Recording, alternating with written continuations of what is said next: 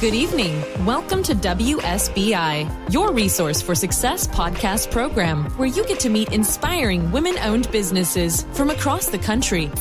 And now, for your host, Kimberly McElmore.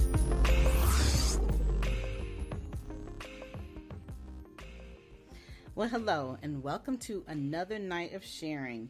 With us, we have Charmanique Bailey, founder and CEO of Unstoppable You. So, welcome, Bailey. How are you doing this evening?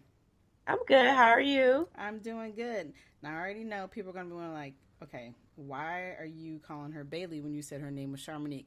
We're going to get into that story in just a second, but could you do me a favor and tell the listeners a little bit about yourself? So, like you said, I am the owner of Unstoppable You, LLC. I am a nutritionist by trade and also a motivational speaker. I do business startup, and I'm also a published author. How I got into this, I lost 110 pounds, and from that, we was sitting in the car one night, and I was like, okay, I'm going to post my weight loss, and I'm going to tell people, ask me how. And so, I posted it, and then people started asking. I didn't have a business plan. I didn't have nothing. I had nothing together, y'all. I had nothing. But, I grew, I learned, and I created Unstoppable behind it. Okay. And what got me, with business startup, I didn't know anything about business. So I went back to school from Estra University. I went for business administration, and it's everything just started becoming unstoppable. Okay, I'm going to stop you just for a second. Do me a favor and talk to me a little bit and our listeners about where you're from, and kind of give me that little bit of history before we dive back into the actual interview question talking about the business. Oh, okay. Yeah, I'm from Charleston, South Carolina. Raised, not born. I was actually born in California. I'm a military brat. Oh, okay. My daddy is, my dad's a Navy, retired Navy vet. And, I've been all over. So I tell people Charleston has been the place that I've been the most. So that's where I claim I'm from. Okay. Nothing wrong with that. All right. So how long have you been in the area that you're in now currently? I've been here now almost 10 years. Okay. And I moved here from Florida. Okay. So, I when I came to South Carolina, I was like, oh, it's not going to be too bad. It's about the same temperature because I'm a Southern girl. I love the heat. And I got here and it started snowing. I'm like, wait a minute. Why am I here now? I wasn't prepared for this. Flag on the plane. So, oh my gosh, that is so yeah. funny. Well, at least you have a taste of what it feels like to be in the wintertime, right?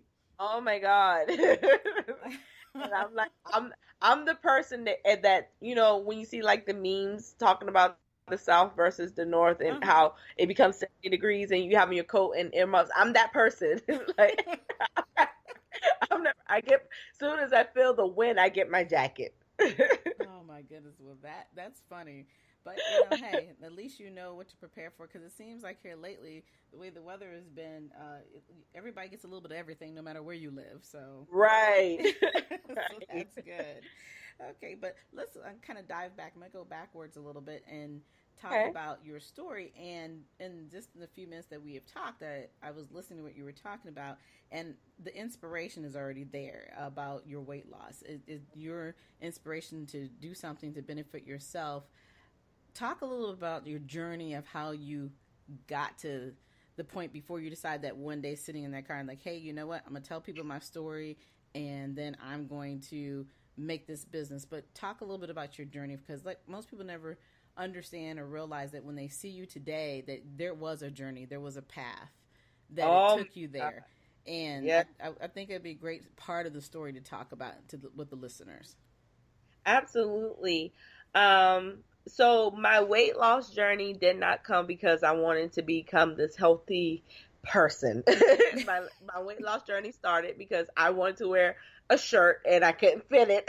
I'm like, whoa, like flag on the plane. Like I'm not like most, nutritionists that start off and they're like, I just want to do better for myself. But it did change because I did go to the doctor for my annual checkup, and I'm thinking, okay, I'm 27. There's nothing wrong with me. And she was like, well, we're going to have to put you on blood pressure medicine. Wow. And I'm like, whoa, hold on, time out. Mm-hmm. Because at that time I was working in healthcare. I knew what that meant. I knew that like my life was about to be altered if I didn't take control. So, still yet being Charmanique, I didn't want to do it the healthy way. No. So I went to the doctor to go, for weight loss surgery, and I saw the scars, and he was telling me about the diet, and I'm like, no, because I could have just did a diet from the get-go. Mm-hmm. So I went to another doctor and was prescribed a weight loss supplement. Mm-hmm. Needless to say, that weight loss supplement messed with my heart. And so I couldn't do that. And I'm like, that stuff can't be good. And that's what brought on me going into living into a healthier lifestyle, pushing and, really finding out the benefits of food. Mm-hmm. A lot of people don't know what food can do for their body. Just like I teach a lot of my clients, instead of that coffee, eat an apple. And why? Because the apple is going to give you just as much energy as that cup of coffee will, but that apple put so much more nutrients in your body than that cup of coffee will. So, I got on the health kick, and then it went from a kick to a lifestyle. Exactly. And from the lifestyle, I lost over time. Mm-hmm. And a lot of people see me and they were like, oh, well, how long did it take you? A couple of months? And I'm like, no, it took me 2 years. Right. And a lot of people fail to realize that when you take that weight off slow, your body can adjust. You don't have all that loose skin that you see a lot of people with. Mm-hmm. And you're really treating your body how to live on the stuff that it needs versus living on the stuff that it don't need and injuring your body every time you eat it. Mm-hmm. So it took me 2 years. I lost 110 pounds. I salute myself every day, rather anybody else salute me, because it starts home first. That's right. Absolutely. And so, anybody sit down willing to listen, I will talk their ears off about it. Well, sometimes people be like, no, I don't want to hear more. Well, I can tell you, I can salute you, okay, if nobody else does, and give you that extra pat on the back, because that is amazing. 110 pounds is, it's amazing. I can't even fathom, I remember my journey of just fighting to get, 40 pounds off, and that seemed like it was forever. Well, don't say just to get 40 pounds off. 40 pounds is a lot. People struggle to get. But it's like that. When I hear 110 and then I hear 40, I'm like, okay, well, but you're right. It is a lot, and I agree with you 199% when you talk about the fact that it is not just something you do for the moment. It has to be a healthy lifestyle change. And even though we all go off the wagon every now and then, it is very important to understand that you're absolutely correct. That you can't just do the one part without doing all of it, because once you get it off, people think, ooh, I'm gonna go right back to doing what I want to do, and then realize you've actually gained double what you had before. Right. Yeah, because your body can't function that way, because like you said, little bits at a time is more beneficial than trying to do it all at once. So you're talking about the nutrition part, because I know, and I did a little bit of research and was reviewing some of your information. I love how you put your company together, and you said you actually are a nutritionist in trade, but then here you've added in the motivational speaking. You also said you're an author, and then I also noticed that your company offers branding and marketing and so forth services. So talk about how you instill all of those pieces, because of your personal experiences. I'm sure that you have such a wealth of information and your journey is real, so it's much easier to work with your clients. So kind of talk and phase me into what would happen when you have a client that comes to you. So you mean with the business startup side? Or the business side, and then your process of what you would do with the client. So with the business consulting, I look for people with visions and dreams and just don't know where to go or who to talk to, or I look for those type of entrepreneurs because those are my target audience. Mm-hmm. So when I seek out or somebody referred them to me, they call, we set up a consultation, and during that initial consultation, I find out everything I need to know about them. Mm-hmm. And when I started, it was all about what the company could do for you. Right. And I'm like, but you didn't hear what I got. You didn't hear me. Like, I understand what you can do, but you didn't listen to what I can do. So, Mm-hmm. I want to be that company that when somebody comes and bring me their idea, I want to know, well, how many kids do you have? Are you still working full time? Like, I ask those type of questions because not everybody works 9 to 5. That's I have right. some clients that work overnight that can't meet in the morning. So, I base my schedule around my clients and their needs because I myself is a single mom. Mm-hmm. I have 2 kids. So, there are times that I can't meet with them, and I understand that vice versa. Mm-hmm. So once we get through with the initial meeting, I set them up.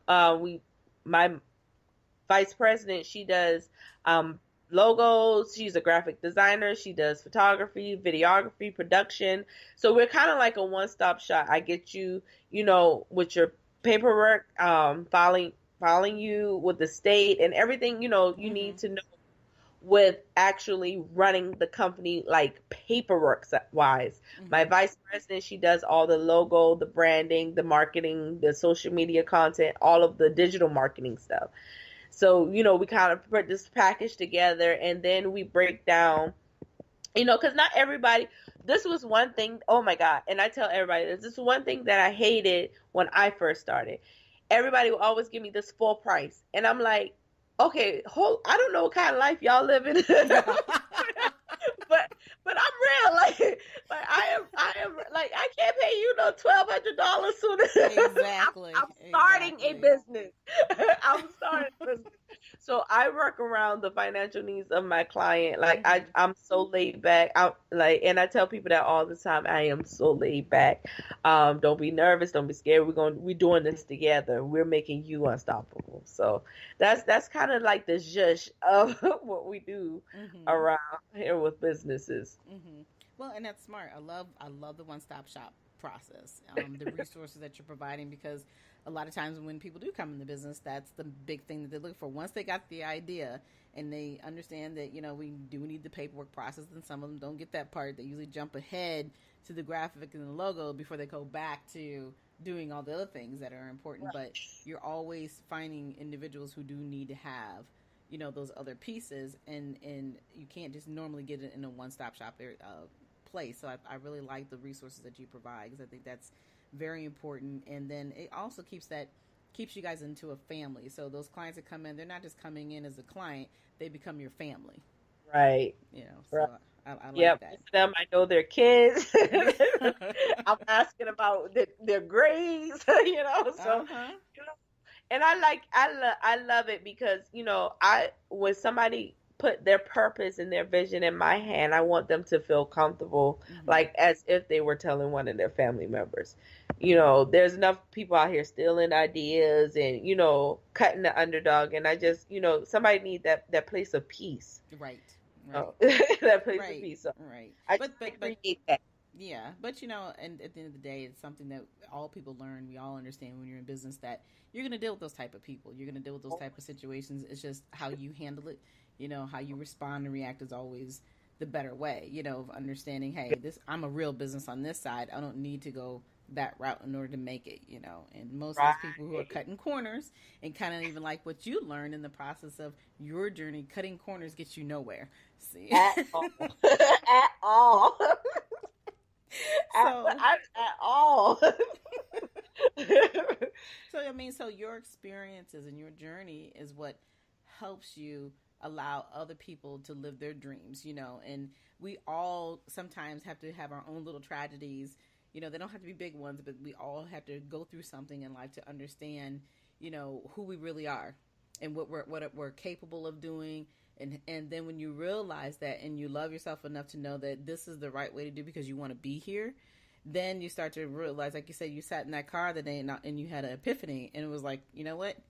I'm going to tell my story. I want people to know what I'm doing, and I want to see how people are going to react. And of course, we live in a day and age where you have that instant gratification somewhat, where you can share those stories and you can talk about things that you wouldn't normally be able to talk about probably 30 years ago, because those things were just getting pretty well developed. So I think it's really neat that how you utilize your personal ordeal that you had to go through in order to realize that you can do all this on your own. Now, let me ask though, when you decided to start this business, now you had no business experience. Now, were you already working full time? And so when you decided to start, you just jumped out and said, I'm going to do this. Oh, absolutely not. No. Okay. So, no, ma'am. Absolutely not.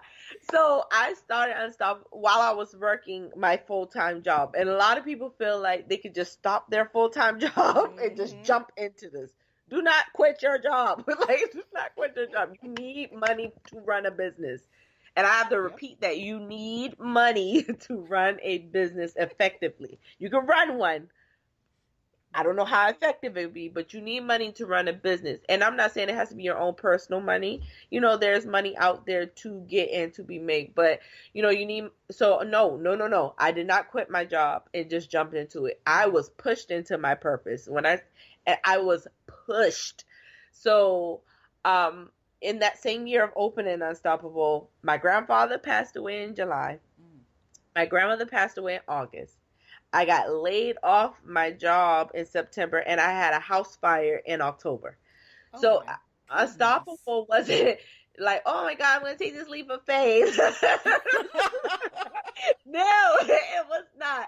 Like, I was pushed into my purpose, and going through all of that and still, keeping up with myself. And, I went through my depressed period. And then I was like, no, God didn't allow me to just live this long, go through all that just to be holiness to myself. And I always use this quote from my friend. She said, you don't go through nothing for yourself. You go through stuff to help other people. Mm-hmm. So, after all of that, I was like, this is my purpose. My purpose is to help people. Mm-hmm. My purpose is to show people the way. So no, Unstoppable I didn't take a leap of faith. At all. I was pushed into this thing, and I'm grateful for my push, because now I'm enjoying it. I'm loving it. It's what I do full time, and I just love Unstoppable and what it stands for and the vision that I was given. But no, I did not go and I went in kicking and screaming. I know you did, because boy, I tell you what, the average person, I mean, every single month it seemed like, or every other month, you had an incident. Yes. And they were very serious. This wasn't something that, was like minute. And for you to, like you said, kicking and screaming and you got pushed into this, but most people would have balled up in the corner and said, I can't do it. Right. Because that stress and, that weight on their shoulders of going through that agony of, seeing their loved ones die, and then have to turn around and, you're losing stuff of your own that you've worked very hard for. I mean, that's amazing. And, they always say God never gives you too much that you can't handle. And I'll tell you what, though, that's a whole lot. That's a whole lot. And congratulations on that, because, I normally I really talk about the challenges of being in the business and so forth, but you had a challenge before you even knew what the business was. Right. Right. You were diving into all that grease, okay? I'm telling you, and that's why I looked up one day. What was so crazy? I looked up one day. I said, you know what? I give in. I give in. I quit. Whatever you want me to do, you got it. I quit. Yeah. so you would look. That was the moment you said, "I'm down on my knees for real," right? Right. Listen. I was like, just give it to me. Like, let me know. And I went through a period of time when I could not sleep past 5:00 a.m. And then I went back and looked, and it says from 3 to 5 is your spiritual awakening hours. And I'm like, ooh, that's good. Mm-hmm. So I just started writing every time I got up. Like I just started writing. I started writing. And then that started developing. I went back to school. And yeah, I would tell anybody, it's not easy, but it's worth it. It's worth it. Absolutely. So tell me a little bit about the book. So my book is called Love and Writing Broke the Curse. And it tells a little bit about my story growing up and the different interchanges of love and the impact that it made on my life. So I tell a little here and there. I will actually probably be releasing. I will be releasing it probably between March and June. I'm waiting on stuff on the back office, but it is published. It's out there, but I haven't released it all the way to the public yet. Okay. So I'm still working on it. Because there's something, I had to let my mama read it first. So there's something she's like, you sure you want to say that? And I'm like, well, maybe I shouldn't say that. Okay, I am gonna say that. So look, we're gonna have to push you again to get it out, to get it released. Right? Like, it's terrible. So, and my mom has a great impact on my life. Like, she does. So she's like, some things that your mom says you kind of take in, and as you get older, you realize like most of that stuff she's been telling you, she's right. Like, it's happening. Right. So I revised it a little bit. So no later than June, it will be public. It will be public to the world to have. Oh, that's awesome. Well, we'll definitely be looking for it. And you make sure you keep in touch with me and let me know, and let's get this out here so we can help you push it, because I do understand what it means to be an author, and it's an exciting experience. So you definitely want people to hear your story, because you have a story to tell for sure. Thank you. You're welcome. So also, I just want to ask you some questions on the business side, just real quick. If you had another woman that just came up to you today and said, hey, I want to go into business, what would you tell them? What, would you inspire them, or what resources would you provide? Most people come up to me and are like, I want to go into business. I'm like, okay, do it. And they're like, what? I'm like, do it.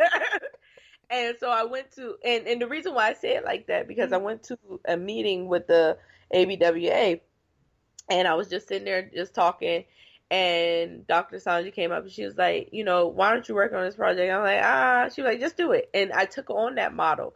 And she was like, imagine you sitting down slow, very slow, just sit down very, very slow. And she said that starts to burn on your calves, it starts to burn on your thighs. But if you just sit down and not think about it, it doesn't hurt. And I'm like, oh, okay. So I applied that to my life. So when somebody come and ask me, Charmanique, I want to, open a business. I want to be an entrepreneur. I want to, do it. And I'm like, do it. Now let me show you how to do it. Right. So where you don't.